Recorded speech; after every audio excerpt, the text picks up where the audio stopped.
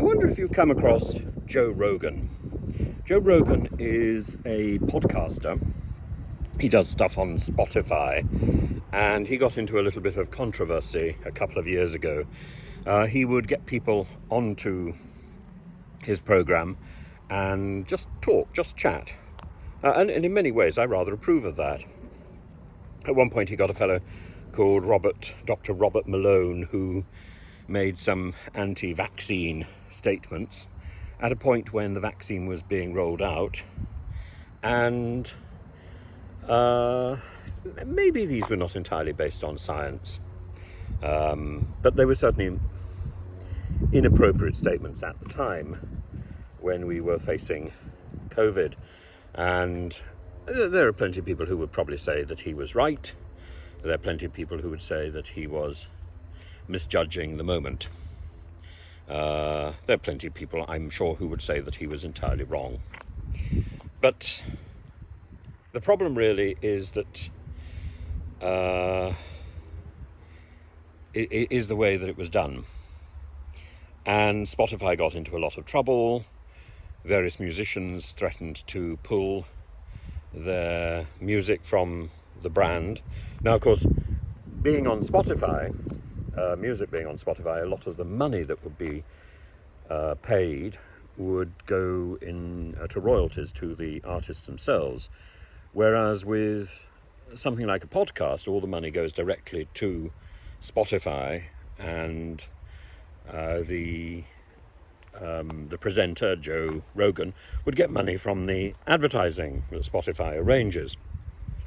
So Daniel Ek, who was the Spotify chair, talked about balancing creativity with the safety of subscribers. Actually, what he really meant, I think, was balancing creativity with profit. And he talked about not wanting to be a content censor.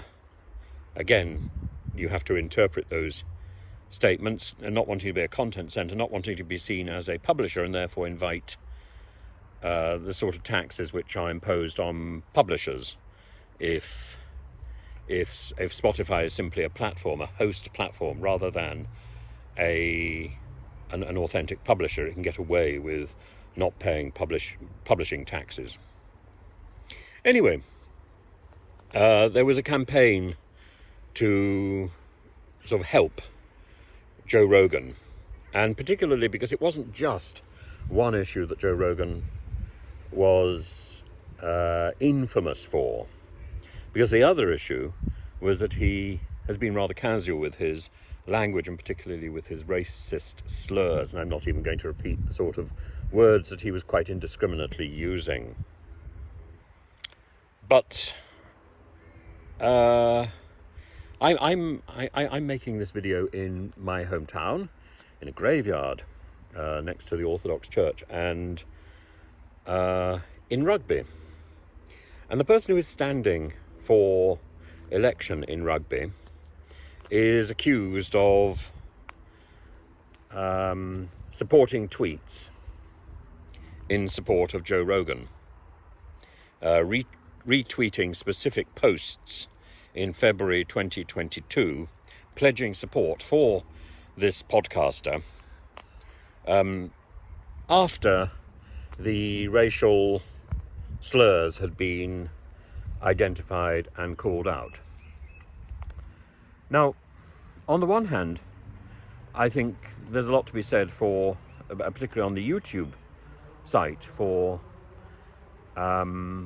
supporting and approving any comments, even if they're comments I don't approve of. There's very few comments that I would actually give a thumbs down to, and I think almost all comments I put a little heart to, even if I don't like them, even if I think they're wrong. If they're particularly malicious or abusive, I will sometimes leave my own comment, or indeed if they raise an interesting issue, I'll sometimes leave my own comment or make a video about them.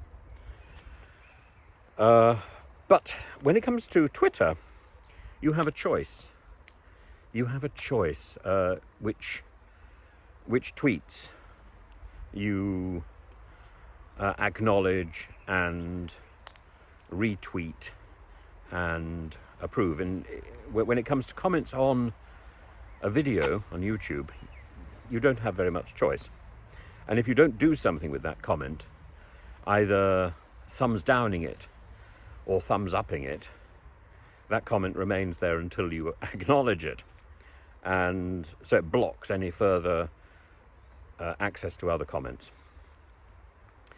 Hence I love heart all of them, because I think I want to salute the effort that people are making to leave any comments at all. I don't think the local candidate for the local Conservative candidate here has got that excuse. His name is Yousaf Dahmarsh, and he's a local councillor. And the Labour adversary is also a local councillor. Now, Yousaf should have an easy ride, because the previous Conservative incumbent had a very safe seat. But with the present tone of the election, and with the disasters, the gaffes, as Farage would call them, of the present leader, Rishi Sunak, I don't think Yousaf has a safe ride at all.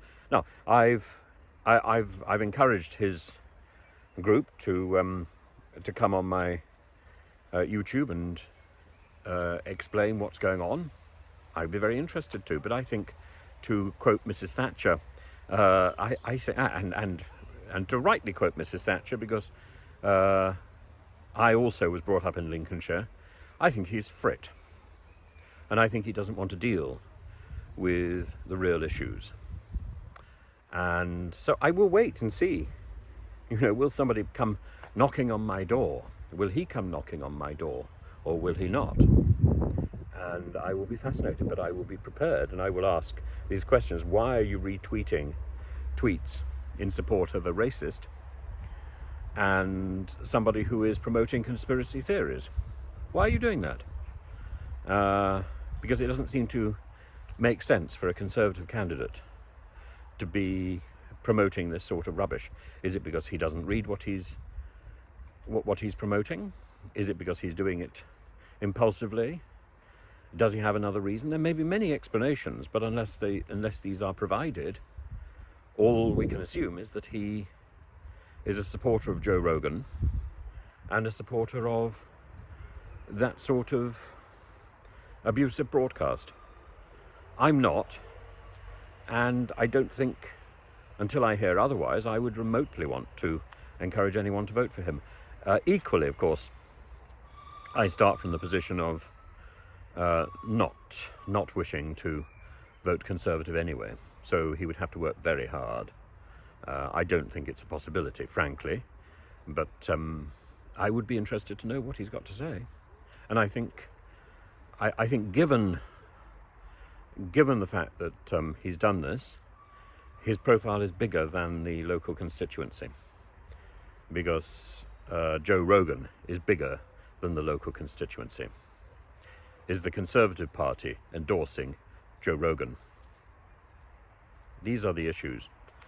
And somebody takes on the role of being a candidate for a major party with the view that their recent background can be scrutinized. And this is recent news. And scrutiny is appropriate.